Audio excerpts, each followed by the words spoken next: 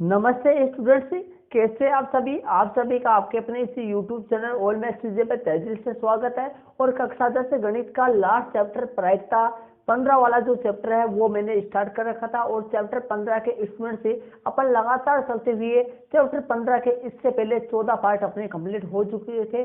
और उस पीछे वाले पार्ट में मैंने आपकी प्रश्नावली 15.1 के प्रश्न नंबर 14 तक कंप्लीट पूरे करवा दिए थे। और यदि आपने पीछे वाले उन 14 पार्टों को आपने लगातार नहीं देखा है तो मैंने चैप्टर 14 का अलग से प्लेलिस्ट बनाकर उस प्लेलिस्ट में सभी पार्टों को ऐड कर दिया है। और उस प्लेलिस्ट का लिंक आपको डिस्क्रिप्शन बॉक्स में मिल जाएगा, तो वहां पे जाके आप प्रत्येक पार्ट को लगातार जरूर से देखें। और ये पार्ट नंबर 15 है आपका, जिसमें मैं आपको आपकी प्रश्नावली 15.1 के प्रश्न नंबर 15 से स्टार्ट करने वाला हूं। इससे पहले वाले पार्ट में प्रश्न नंबर 14 तक अपने क्लियर पूरे कर चुके थे। और अपन लगातार चल रहे हैं, किसी भी क्वेश्चन को अपन नहीं छोड़ रहे हैं, लगातार करते हुए चैप्टर वाइज पार्ट वाइज आपको करवा रहा हूं, किसी भी क्वेश्चन को बीच में नहीं छोड़ रहे। और यदि आप चैनल पर नए हैं तो चैनल को सब्सक्राइब कर लीजिए ताकि नए वाले वीडियो का नोटिफिकेशन आप तक पहुंच सके और आप लगातार वीडियो को देख सके। तो चलते हैं अपने प्रश्न नंबर 15 में। और ये पार्ट नंबर भी 15 है और क्वेश्चन नंबर भी 15 से अपन स्टार्ट करने वाले हैं चैप्टर 15 की प्रश्नावली 15.1 में। आपके सामने प्रश्न नंबर 15 है और प्रश्न नंबर 15 को पहले क्वेश्चन को समझेंगे और उसके बाद में अपन इसको हल करेंगे। तो देखिए क्वेश्चन नंबर 15 आपके सामने है। ताश के 5 पत्तों, प्रश्न में ध्यान दीजिए, ताश के 5 पत्तों एंड का दहला। प्रश्न में ध्यान दीजिए, आप अपनी नोट को खोल लीजिए और साथ ही बुक भी खोल लीजिए और बुक में ध्यान दीजिए। क्वेश्चन वैसे भी आपके सामने मोबाइल के स्क्रीन पे आ चुका है, अपनी बुक में भी आप क्वेश्चन देख सकते हो। प्रश्नावली 15.1 में प्रश्न नंबर 15 से अपन स्टार्ट करेंगे। ताश के 5 पत्तों, एट का ताश के 5 पत्तों। स्टूडेंट्स, इससे पीछे वाला जो सवाल था प्रश्न नंबर 14 था वो भी ताश की गड्डी के संबंधित था, लेकिन उस वहां पर क्या बोला गया था, ताश की पूरी गड्डी में से अर्थात 52 पत्तों में से। लेकिन यहां पर क्या किया है इसने, ताश के 5 पत्तों मतलब 5 पत्तों को ले लिया। तो क्या कहा है देखिए, ताश के 5 पत्तों एंट का दहला गुलाम, बेगम, बादशाह और इक्का को पलट करके अच्छी प्रकार से फेंटा जाता है। इनको पलट करके अच्छी प्रकार से फेंटा जाता है। फिर इनमें से यादृच्छा एक पता निकाला जाता है।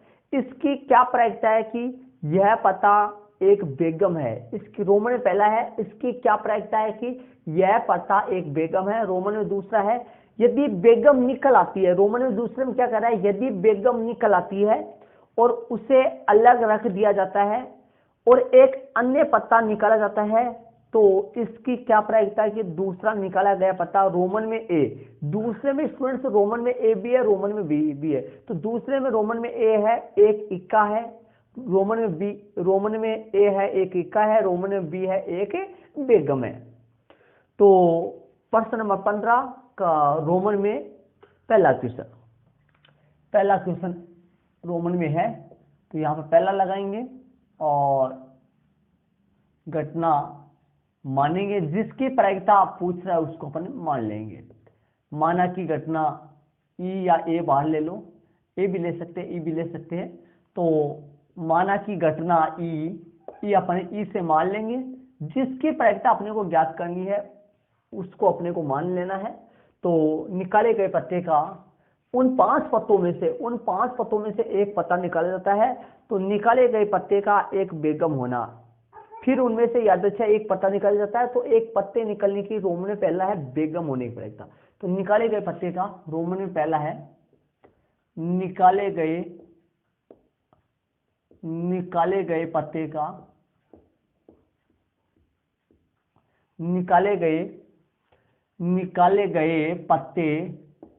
का एक बेगम होना।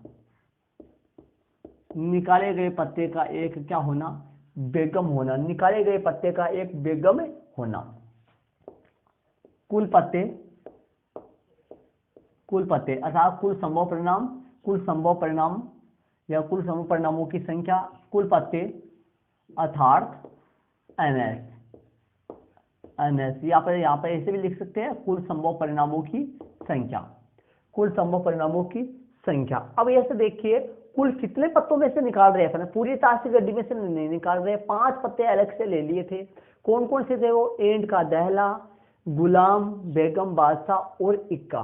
तो कितने पत्ते थे कुल मिलाकर, एंड का दहला, एंड का जो दहला है वो गुलाम, बेगम, बादशाह और इक्का, मतलब कुल मिलाकर 5 पत्ते थे। तो यहाँ पर अपन लिख देंगे 5। नंबर ऑफ ई, घटना ई के अनुकूल परिणामों की संख्या, नंबर ऑफ ई। तो बेगम होना, निकाले गए पत्ते में बेगम होना, तो बताइए उन 5 पत्तों में से बेगम कितना था, मतलब बेगम के पत्ते कितने थे उन 5 पत्तों में से। प्रश्न में देख लीजिए, एंड का दैला, गुलाम, बेगम, तो बेगम का पता इसमें एक ही तो था, तो घटना ई के अनुकूल परिणामों की संख्या होगी 1। तो पी ऑफ ई, घटना ई की प्रायिकता नंबर ऑफ ई बटा नंबर ऑफ एस, तो यहां से अपने पास आ गई 1/5। कितने आ गई, 1/5 हो गया। अतः वाली लाइन में अपन लिख देते हैं, अतः बेगम निकलने की प्रायिकता, याद अच्छा एक पता निकाल देता है उस पत्ते के बेगम निकलने की प्रायिकता, तो अतः वाली लाइन में अपन लिख देते हैं, अतः निकाले गए पत्ते के, अतः निकाले गए पत्ते, अतः निकाले गए पत्ते के बेगम होने की प्रायिकता, बेगम होने की प्रायिकता, निकाले गए पत्ते के बेगम होने की प्रायिकता 1/5 है। निकाले गए पत्ते के बेगम होने की जो प्रायिकता आ गई वो 1/5 आ गई। कितनी होगी, 1/5। टोटल 5 पत्ते हैं, उनमें से बेगम 1 है, तो 1/5 होगी। तो स्टूडेंट्स मैं बता देता हूं, इससे पीछे वाला जो सवाल था वो भी ताश की गड्डी था, लेकिन वहां पर क्या हुआ था, पूरी ताश की गड्डी 52 पत्तों में से था वो, इसलिए वहां पर बट्टे में 52 चल रहा था, या फिर बट्टे में 5 चल रहा है। रोमन में दूसरा करेंगे, तो रोमन में दूसरा जो है, दूसरे में स्टूडेंट्स 2 है, रोमन में जो दूसरा क्वेश्चन है उसमें 2 है, ए और बी। तो रोमन में दूसरे में ए लेंगे, और घटना को अपन मान लेंगे, माना कि घटना ई एफ मान लेंगे, घटना एफ। निकाले गए पत्ते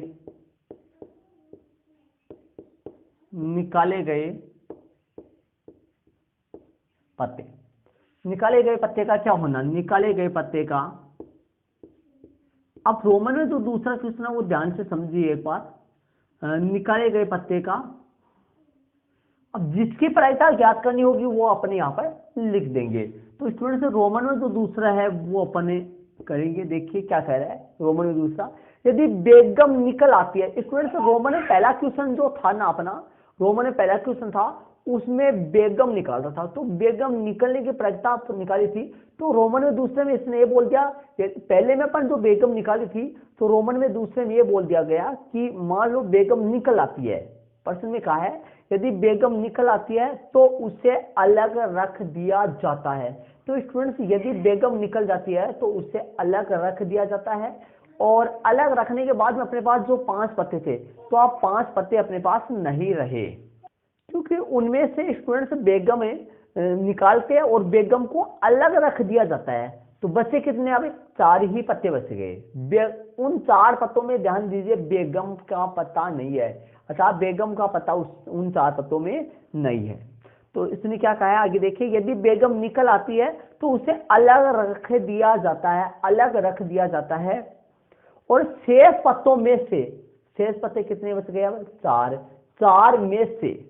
4 में से शेष पत्तों में से एक पत्ता, शेष पत्तों में से एक अन्य पत्ता निकाला जाता है, शेष पत्तों में से एक अन्य पत्ता निकाला जाता है।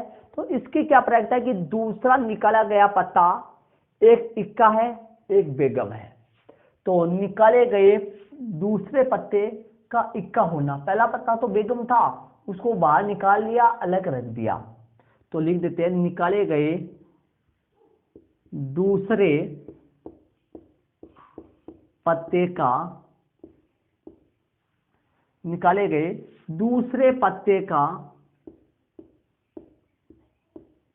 इक्का होना, निकाले गए दूसरे पत्ते का क्या होना, इक्का होना, निकाले गए दूसरे पत्ते का इक्का होना। नंबर ऑफ एफ, घटना एफ के अनुकूल परिणाम इक्का होना। तो बताइए वो जो 4 पत्ते बच गए उनमें इक्का का पता है क्या? क्योंकि अपने पास 5 पत्ते थे, 5 पत्तों में से बेगम निकल आती है, उसको अपन अलग रख देते हैं, तो अपने पास शेष 4 पत्ते बच गए। तो उन 4 पत्तों में बताओ अपने पास इक्का है क्या? इक्का अपने पास है, इक्का है। कितने पत्ते? इक्का के 1 पत्ते है। और कुल पत्ते, जो कुल पत्ते हैं, तो ध्यान दीजिए कुल पत्ते अर्थात एनएस जो है वो भी चेंज हो चुका है, अर्थात एनएस का मान जो है नंबर ऑफ प्रतिशत समष्टि के जो कुल अवयव है वो भी यहाँ चेंज हो चुके हैं। कितने आएंगे? 4 ही आएंगे। कितने आएंगे? 4 आएंगे। तो पी एफ घटना एफ की प्रायिकता बटा एन ऑफ एफ, घटना एफ के अनुकूल बटा कुल परिणाम, तो यहाँ से आ जाएगा 1/4। कितना आ जाएगा? 1/4 आ जाएगी। तो स्टूडेंट्स ध्यान दीजिए, रोमन में पहले में पूछा था इक्का होने की प्रायिकता, रोमन में पहला में पूछा था इक्का होने की, तो इक्का होने की जो प्रायिकता वो 1/4 हो गई। ठीक है। अब रोमन में दूसरा भी है, रोमन में दूसरा भी है, तो इक्का होने की प्रायिकता, दूसरे पत्ते का इक्का होने की प्रायिकता अतः निकाले गए दूसरे पत्ते के, अतः निकाले गए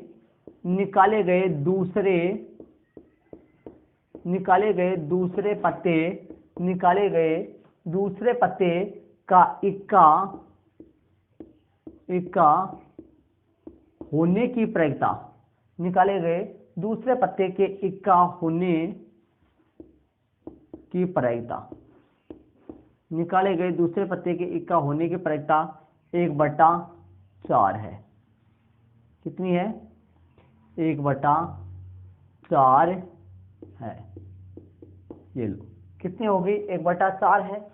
ये रोमन में दूसरे का ए हुआ, ए वाला पार्ट हुआ है। अब बी वाले पार्ट में अपन चलेंगे। बी वाले पार्ट में क्या कर रहा है कि एक पत्ता तो बेगम आते है उसको अलग रख दिया जाता है, दूसरे पत्ते के इक्का होने की प्रायिकता जो अपन निकाल दी रोमन में दूसरे के ए में। अब बी में क्या बोल रहा है? बेगम होना, वापस से बेगम होना। तो बताइए 5 पत्तों में बेगम एक था जिसको अपन अलग रख दिए थे, उनके बाद में शेष पत्तों में तो बेगम थी नहीं ना, शेष पत्तों में बेगम बची नहीं अपने पास, टोटल 1 थी बेगम जिसको अलग निकाल कर अलग रख दिया, तो बेगम के पत्ते वहां पर 0 होंगे। तो चलते हैं बी वाला अपन करते हैं। बी वाले में ई एफ जी प्रायिकता मान लेते हैं, आगे वाली जी, इनको आप अपनी नोटबुक में ऐड कर लीजिए। प्रश्न नंबर 15 चल रहा है। प्रश्न नंबर 15 में रोमन में स्टूडेंट पहला दूसरा है, जिनमें रोमन में पहला मैंने कर दिया, आंसर आ गया। रोमन में दूसरा जो है, दूसरे का ए वाला पार्ट मैंने कर दिया, आंसर नहीं लगाया अभी, बी वाला पार्ट में करूंगा, उसके बाद में आंसर लगा दूंगा। तो इसको आप अपनी नोटबुक में ऐड कर लीजिए स्टूडेंट से, और इसी के साथ में बी वाला पार्ट अपन करते हैं, इनको ऐड कर लीजिए अपनी नोटबुक में। तो चलते हैं रोमन के दूसरे के बी वाले पार्ट में। बी वाले पार्ट में एक बेगम होने की प्रायिकता पूछा है, तो लिख देते हैं अपन, घटना मान लेते हैं। आपको उन क्वेश्चनों के नीचे ही इस क्वेश्चन को करना है। प्रश्न नंबर 15 में रोमन में 1 और रोमन में दूसरा था। रोमन में पहला जो क्वेश्चन था उसमें 1 ही था, लेकिन दूसरे क्वेश्चन में, रोमन के दूसरे क्वेश्चन में ए और बी था। ए वाला मैंने अभी इसके पहले करवा दिया था और बी वाला मैं करवाऊंगा, उसके आप अपनी नोटबुक में इनके नीचे ऐड करना है। तो माना कि घटना अपन मान लेते हैं। तो माना कि घटना में दूसरा पेन यूज कर लूं, इसको ये दिखाई नहीं देगा थोड़ा, तो चलते अपने माना कि घटना मान लेंगे ई एफ ही से, मान लिया अपन जी से मान लेंगे घटना, माना कि घटना जी। तो स्टूडेंट ई एफ जी लगातार अलग अलग नाम मानना अपने को उनको। तो निकाले गए, माना कि घटना जी, तो यहां से लिख देते हैं निकाले गए दूसरे पत्ते निकाले गए दूसरे पत्ते का बेगम होना, निकाले गए दूसरे पत्ते का बेगम होना, निकाले गए दूसरे पत्ते का क्या होना, बेगम होना। NS का मान तो वही होगा 4, क्योंकि टोटल 5 पत्ते थे, लेकिन एक बेगम को अपन निकाल के अलग रख दिए है, तो अब उनमें बेगम बची नहीं, उनमें बेगम नहीं है अभी। तो नंबर ऑफ जी घटना जी के अनुकूल परिणाम, तो बेगम उनमें है नहीं, तो बेगम के पत्ते नहीं है, 5 पत्तों में 4 पत्ते बचे, और उन 4 पत्तों में अब बेगम नहीं है, क्योंकि बेगम निकालकर अपन अलग रख दिए थे। तो यहाँ पर कितने बेगम नहीं है, तो 0 आ जाएगा, नंबर ऑफ जी 0 आ जाएगा। तो यहाँ पर प्रायिकता निकालेंगे, P ऑफ जी NG बटा NS, मान रख देते हैं, तो आपके सामने हो गया 0/4, जो कि कट जाएगा 0, तो ये आ गया 0। अतः वाले पर लिख देते हैं, अतः दूसरे पत्ते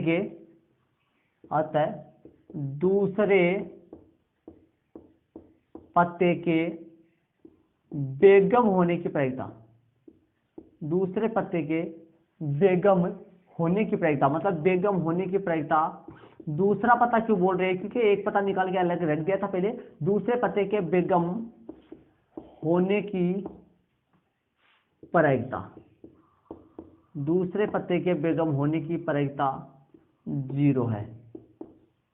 इसका मतलब ये असंभव घटना होगी, और असंभव घटना की प्रायिकता ही तो 0 होती है, क्योंकि वो जो 5 पत्ते थे उनमें बेगम थी, उसको निकाल के अपन अलग रख दिए थे। तो अब शेष कितने पत्ते बचे, 4 पत्ते बचे। कौन कौन से बचे शेष 4 पत्ते, ईंट का दैला बचा, गुलाम बचा, बादशाह बचा और इक्का बचा। बेगम का एक पता था जिसको निकाल कर अपन रोमन में पहले वाले सेक्शन में अलग रख दिए थे। तो स्टूडेंट बेगम के पत्ते अब नहीं है, तो नहीं है तो 0, मतलब बेगम के पत्ते नहीं है, तो स्टूडेंट से इसकी प्रायिकता 0 होगी, क्योंकि बेगम के पत्ते की संख्या 0 है, 0 में 4 का भाग देंगे तो 0 आएगा। और मैं साथ ही बता देता हूँ स्टूडेंट से कि असंभव घटना वही होती है जिसकी घटना जो घटित नहीं हो सकती। जैसे बेगम आना, उसमें से अपन एक पता उन 4 पत्तों में से एक पता निकालते हैं, तो बताओ बेगम आने की संभावना तो 0 ही होगी ना, प्रायिकता का दूसरा नाम ही संभावना है। तो उन 4 पत्तों में से बेगम निकलना एक असंभव घटना है, मतलब बेगम निकल ही नहीं सकती, क्योंकि बेगम एक अपने पास थी 5 पत्तों में, जिनको अपन अलग रख दिया था। अब 4 पत्ते जो बच गए उनमें बेगम नहीं है, तो ये एक असंभव घटना होगी थी जिसकी प्रायिकता 0 होती है। तो ये बी वाला पार्ट हो गया। तो प्रश्न नंबर जो 15 है, प्रश्न नंबर 15 में रोमन में 2 क्वेश्चन है, पहला और दूसरा। पहला क्वेश्चन रोमन में एक ही क्वेश्चन था, रोमन में जो दूसरा क्वेश्चन था उसमें 2 क्वेश्चन थे, ए और बी। तो ए वाला इससे पहले करवा दिया था, ये बी वाला है। तो प्रश्न नंबर 15 के दूसरे के बी वाले को आप ऐड कर लीजिए अपनी नोटबुक में स्टूडेंट से, और इसी के साथ अपन चलते हैं प्रश्न नंबर 16 में। प्रश्न नंबर 16 को अपन हल करते हैं, इनको आप अपनी नोटबुक में जरूर ऐड कर लीजिए। तो चलते हैं अपन प्रश्न नंबर 16 में चलते हैं। तो स्टूडेंट्स चलते हैं अपन प्रश्न नंबर 16 में। प्रश्न नंबर जो 16 है वो पहले समझेंगे, उसको देखिए प्रश्न नंबर 16 में क्या कहा है। प्रश्न नंबर 16 को पहले समझेंगे। किसी कारण 12 खराब पेन 132 अच्छे पेनों में मिल गए। केवल देखकर यह नहीं बताया जा सकता कि कोई पेन खराब है या अच्छा है। इस परीक्षण में से एक पेन या अच्छा निकाला जाता है, तो निकाले गए पेन की अच्छा होने की प्रायिकता ज्ञात कीजिए। बात किसी कारण 12 खराब पेन जो वो 132 अच्छे पेनों में मिल जाते हैं। तो बताइए खराब पेन कितने हैं 12, अच्छे पेन कितने हैं 132। अच्छे होने की प्रायिकता पूछ रहा है, तो बताओ अच्छे पेन कितने हैं 132 है, 132 है। और खराब पेन टोटल पेन कितने हो गए 132 और 12 मिल जाएंगे, 132 और 12 अपने पास मिल जाएंगे। तो अपने पास जो टोटल जो कुल पेन है वो 144 हो जाएंगे। ये प्रायिकता जो आएगी, ये प्रायिकता किसकी होगी, ये प्रायिकता होगी निकाले गए पेन के अच्छे होने की प्रायिकता होगी 132/144। कभी भी प्रायिकता के मान में स्टूडेंट्स ध्यान दीजिए, ये जो अंश है ये सदैव हर से बड़ा, हर से छोटा ही आता है। ये जो अंश है, किसी भी घटना की प्रायिकता क्यों ना हो, ये अंश जो है वो हर से छोटा ही आता है। क्यों आता है छोटा स्टूडेंट्स? क्योंकि किसी भी घटना की प्रायिकता एक से बड़ी नहीं हो सकती, या तो एक हो सकती है या एक से छोटी होती है, और जीरो से छोटी नहीं हो सकती। जीरो ऋणात्मक घटना वैसे नहीं होती किसी भी घटना की प्रायिकता। तो ध्यान दीजिए, हर बार अंश में जो मान आएगा वो हर से छोटा ही आएगा, हर से बड़ा नहीं आ सकता, हर से छोटा ही आएगा। अंश हर से छोटा ही होगा। यदि बड़ा हो जाए, देखिए मान लो कि ऐसा आ जाए 144/132 आ जाए, तो यहाँ पर एक से बड़ी आती है। यदि मैं 132 में 144 का भाग दूं तो 0 और 1 के बीच में आएगा, मतलब 0 पॉइंट कुछ आएगा। लेकिन 144 में 132 का भाग दूं तो 132 से 1 में 132 से एक बार तो वैसे चला गया। तो कहने का मतलब किसी भी घटना की प्रायिकता का मान अंश से छोटा होता है, हर बड़ा होता है, क्योंकि तभी तो वो एक से छोटी होती है ना, इसलिए। तो ध्यान दीजिए स्टूडेंट्स, क्या बोल रहा था, तो प्रश्न बनाया था 12 खराब पेन थे और 132 अच्छे पेन थे। 12 खराब पेन 132 अच्छे पेन मिल जाते हैं, तो अच्छे होने की प्रायिकता ज्ञात करनी है। 132/144 आ जाएगा। करते हैं, करने का तरीका वही है जैसे अपन घटना जिसकी प्रायिकता पूछ रहा है उसको अपन मान लेंगे सबसे पहले। तो माना की घटना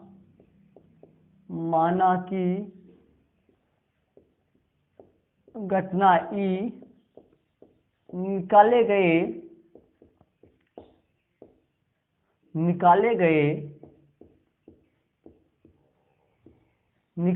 पेन का, जो पेन अपन निकाल रहे हैं उस मिश्रण में से जो पेन अपन निकाल रहे हैं, जो खराब पेन और सही पेन जो एक जगह मिल गए थे, उनमें से जो पेन निकाल रहे हैं उस पेन के अच्छा होने की प्रायिकता अपने को ज्ञात करनी है। तो निकाले गए पेन का क्या होना, निकाले गए पेन का अच्छा होना, निकाले गए पेन का अच्छा होना, निकाले गए पेन का क्या होना, अच्छा होना। कुल पेन, कुल पेन या अर्थात कुल संभव परिणामों की संख्या, संभव परिणामों की संख्या, कुल पेन अर्थात जो NS का मान आ जाएगा, NS का मान नंबर ऑफ एस, कुल पेन जो आ जाएंगे, NS का जो मान आएगा नंबर ऑफ एस आएगा, वो स्टूडेंट से खराब पेन प्लस में सही पेन जो थे वो सारे जुड़ के आ जाएगा। तो 12 खराब पेन थे, 12 खराब पेन 132 अच्छे पेन मिल गए, तो 12 + 132 तो ये आ जाएंगे 144। टोटल पेनों की संख्या, कुल पेन हो गए 144, जो NS का मान आ जाएगा, जो बट्टे में लगेगा। ठीक है, तो अब अपन नंबर ऑफ ई घटना ई के अनुकूल परिणाम, घटना ई क्या थी, अच्छा होना, पेन का क्या होना, अच्छा होना। तो स्टूडेंट अच्छे कितने थे, 132 से, कितने पेन थे अच्छे, 132 से, क्योंकि 12 खराब पेन 132 अच्छे पेनों में मिल गए, ऐसे प्रश्न में बोला गया था। तो अच्छे पेन थे 132। तो यहाँ पर पी ऑफ ई, घटना ई की प्रायिकता, तो नंबर ऑफ ई मतलब घटना ई के अनुकूल परिणाम बटा कुल संभव परिणामों की संख्या। तो 132/144, 132/144 हो गया। ये स्टूडेंट्स 12 से कट जाएगा, अर्थात दोनों में संख्याओं में अपन 12 का भाग दे देंगे। तो 12 का भाग 132 में देंगे तो स्टूडेंट्स 12 का भाग 132 में देंगे तो 11 बार जाएगा, और 12 का भाग यदि 144 में देंगे तो 12 का वर्ग 144 होता है, तो 12 का भाग 144 में देंगे तो 12 आएगा। तो 11/12 आ गया, अर्थात इन दोनों संख्याओं में मैंने 12 का भाग दिया है। तो 12 का भाग 132 में दिया तो 11 बार गया, और 12 का भाग 144 में दिया तो 12 बार जाएगा। अतः वाली लाइन अपन लिख देते हैं, अतः निकाले गए पेन के, अतः चुने गए के पेन के या निकाले गए पेन के, प्रश्न में चयन लिखा हुआ है, देख लो क्या लिखा हुआ है, इस मिश्रण में से यदि से एक निकाला जाता तो निकाले गए पेन के, इस निकाले गए पेन के, अतः निकाले गए पेन के, अतः निकाले गए पेन के पेन के अच्छे अतः निकाले गए पेन के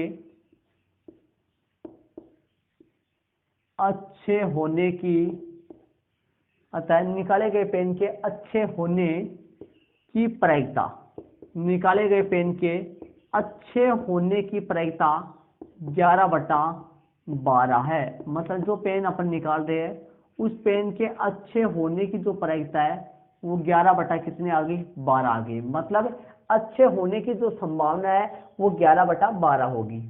अर्थात तो स्टूडेंट से 12 कुल पेन हो तो उनमें से 11 अच्छे हैं, ऐसा हुआ ना। तो 144 कुल पेन हो तो उनमें से 132 अच्छे हैं। तो यह हो गया अपना प्रश्न नंबर कौन सा हो गया, प्रश्न नंबर 16 हो गया। प्रश्न नंबर 16 में खराब पेन 12 दे रखे थे, 132 अच्छे पेन थे, उनमें से वो सारे एक जगह मिल गए थे, 144 होगी टोटल पेन। अब अच्छे होने की प्रायिकता तो 132/144 ही होगी। कुल पेन तो आएगा बटे में और अच्छे पेनों की संख्या आएगी ऊपर अंश में। तो ये हो गया अपना प्रश्न नंबर 16 स्टूडेंट से। तो स्टूडेंट से प्रश्न नंबर 16 आपके कहीं पे भी नहीं समझ आए तो कमेंट जरूर से कीजिए आप। तो मैंने स्टूडेंट से आपको इस वीडियो में इस पार्ट नंबर 15 में मैंने आपको आपकी प्रश्नावली 15.1 के प्रश्न नंबर 15 और प्रश्न नंबर 16 जो है ये दोनों क्वेश्चन मैंने आपको कंप्लीट पूरे करवाए हैं। तो ये वीडियो आपको कैसा लगा कमेंट जरूर से कीजिए। और यदि आपके कक्षा 10 के अन्य दोस्त हैं जिनको चैनल अच्छी तरीके से अच्छे चैनल नहीं मिल रहे हैं यूट्यूब पे, उन तक वीडियो को जरूर शेयर कीजिए ताकि वो भी लगातार चलते हुए लगातार पढ़ाई कर सके और ऑफलाइन क्लास की तरह अपनी नोटबुक बना सके और उसमें अच्छी तरीके से आप रिवाइज कर सके। जहाँ पे भी आपके कोई भी किसी भी क्वेश्चन में डाउट हो तो क्लियर करने के लिए आप तुरंत कमेंट्स कीजिए, पढ़ते कमेंट्स का रिप्लाई मैं आपको करूंगा। तो ओके स्टूडेंट्स, थैंक्स। इसी के साथ अगले वाले पार्ट में अपन मिलेंगे। प्रत्येक क्वेश्चन का पार्ट बना हुआ है, लगातार आप पार्ट को जरूर देखें। ओके स्टूडेंट्स, थैंक्स, जय हिंद।